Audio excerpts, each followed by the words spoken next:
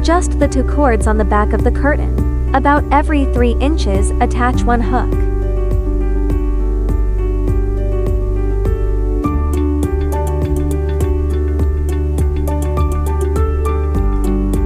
Hold the 2 cords with your right hand, and the middle of the tape with your left.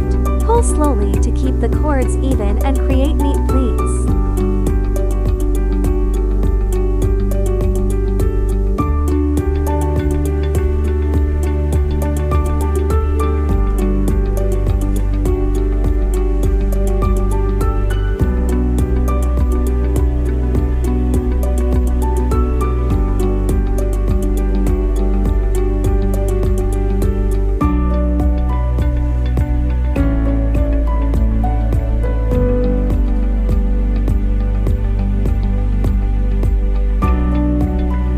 Don't pull all the cords at once.